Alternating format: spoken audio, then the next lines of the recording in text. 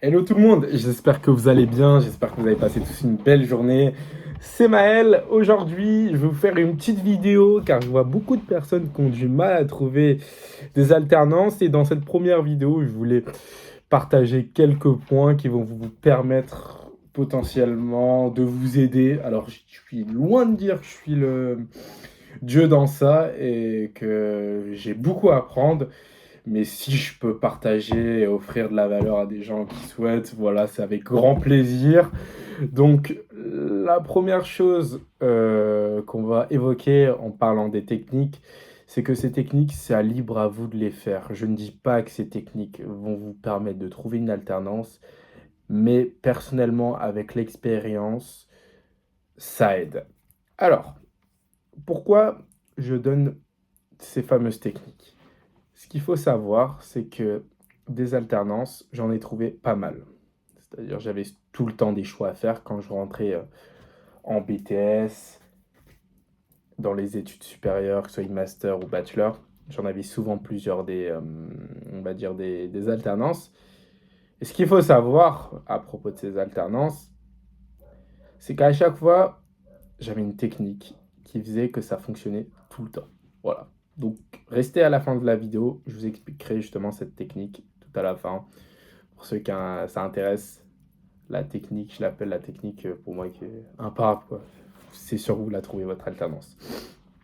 Donc, ce qu'il faut savoir, donc, pour trouver une alternance, ça reste quand même compliqué, hein, on va être franc. Je connais beaucoup de personnes qui ont du mal à trouver une alternance. Moi, pour être franc avec vous, pour vous donner des résultats, parce que c'est vrai que les gens se fient aux résultats, par exemple, à une rentrée, il y avait une fois, j'en avais trouvé au moins cinq alternances. J'ai dû faire le choix entre 5 alternances. Bon, j'ai choisi la meilleure. Donc, si vous connaissez Barnes, je pense que potentiellement oui. Donc, Barnes International, ce qui était ma dernière alternance, du coup, où j'ai fait mon année. Donc, voilà. Donc, qui est une des meilleures agences immobilières, quand même, de France, si je peux me permettre. Donc, ça reste que, voilà, je suis pas là pour vous donner des conseils en vent. Il y a quand même les résultats qui prouvent le contraire. Mais, voilà, ceux qui souhaitent juste écouter, pas appliquer, je comprends. Mais je pense que mes conseils vont vous aider. Donc le premier conseil, on va passer au premier conseil. Le premier conseil que je recommande à tout le monde qui cherche une alternance, c'est de penser à la personne en face. Alors, vais m'expliquer. Donc, beaucoup de personnes vont aller chercher une alternance dans l'idée d'améliorer leur situation ou tout simplement de continuer leur cursus professionnel, ce qui est tout à fait légitime. Cependant, quand vous allez voir un entrepreneur, parce que les agences que vous allez voir, ce sont des entrepreneurs, il s'en fout un peu de vos problèmes, l'entrepreneur. Lui, il a ses problèmes, il a son business à gérer. Donc en soi, pour lui, tu vois, vous voyez, ça revient au même s'il ne vous prend pas. Vous comprenez, il a d'autres problèmes, d'autres chats à fouetter.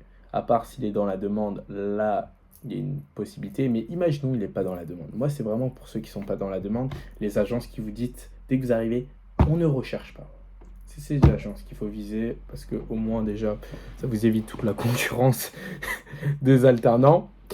Et au moins, ils arrivent avec une objection claire, ce qui fait fuir au moins 80% des candidats. Donc voilà. Mais sachez quelque chose. Déjà, la première chose, et je vais venir à ma première technique de pensée à la personne en face, c'est que on peut tous faire changer d'avis quelqu'un. Pratiquement tous. C'est juste le discours qui va faire la différence. J'insiste bien sur le discours. Et c'est là, de cette façon-là. Le discours doit absolument changer. Dès que vous recherchez une alternance, la première chose que vous devez penser, avant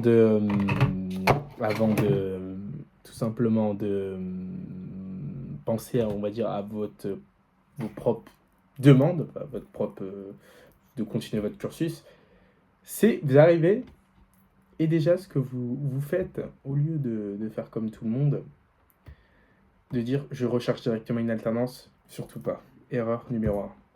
Pensez au mec, une alternance c'est trop limite. Qu'est-ce que le mec a besoin? De recrutement, vous augmentez vos chances. Ce que je veux dire, c'est que vous dites bien recrutement et pas alternance. Vous allez voir pourquoi. C'est une technique d'entonnoir, hein, si je peux me permettre. Parce qu'en fait, c'est très simple. Alternance, c'est très spécifique, donc ça vous limite vos chances. Bam, vous êtes à 100%, on va dire, vous arrivez, vous dites une alternance, il y a 3% que le mec vous dise oui, ou la fille. Enfin, je pense que vous comprenez ce que je veux, où je veux y venir, surtout les gens qui ont eu affaire à chercher une alternance. À chaque fois, quand vous allez chercher une alternance, c'était au moins, allez, 95% de refus. Et c'est une réalité. Parce que souvent, c'est soit il y a quelqu'un, ou soit un. En fait, le but, c'est de l'amener à discuter avec vous, si vous avez un profil intéressant. Voilà. Donc, vous dites, est-ce que vous êtes à la recherche de recrutement? Alors, il y a deux solutions.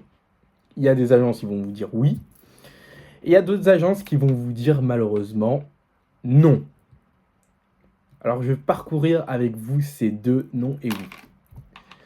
Alors, dès qu'une personne vous dit non, la première chose que vous devez faire à tout prix, et c'est ce que j'ai réalisé, c'est que très bien, il dit non. Bah, j'ai plus rien à perdre. Donc, j'ai plus rien à perdre. Ce que je veux dire, c'est que je vais tout envoyer pour essayer de le convaincre. Et quand je vais arriver devant cette personne, je vais essayer de lui faire comprendre que voilà, moi, j'ai un profil en béton.